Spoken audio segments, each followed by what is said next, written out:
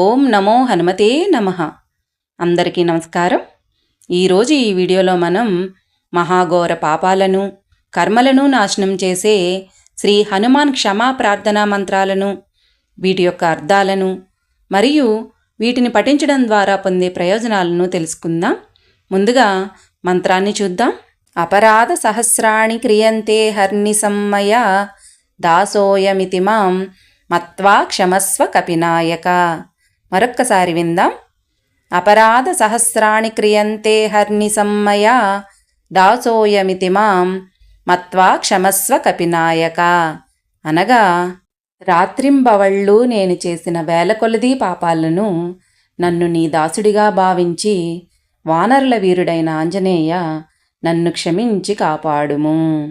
ఆవాహనం న జానామి విసర్జనం పూజా విధిం న జానామి క్షమస్వ వానరోత్తమ.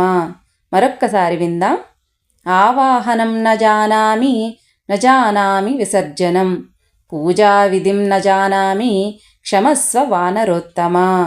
అనగా నాకు ఆవాహన కానీ విసర్జన కానీ ఇటువంటి పూజా విధి కానీ తెలియదు. అయినప్పటికీ వానరులలో ఉత్తముడైన ఆంజనేయ నన్ను క్షమించి కాపాడుము. మంత్రహీనం క్రియాహీనం భక్తిహీనం కపీశ్వర యత్పూజితం మయా దేవ పరిపూర్ణం తదస్తుతే. మరొక్కసారి విందాం. మంత్రహీనం క్రియాహీనం భక్తిహీనం కపీశ్వర యత్పూజితం మయా దేవ పరిపూర్ణం తదస్తుతే. అనగా ఎటువంటి మంత్రాలు క్రియలు విధి విధానాలు లేనిదైనప్పటికీ ఓ కపీశ్వర నా పూజ మీకు సంపూర్ణముగా చేరుగాక. ఇప్పుడు ఈ మంత్రాలను నిత్యం పఠించడం ద్వారా పొందే ప్రతిఫలాలను తెలుసుకుందాం.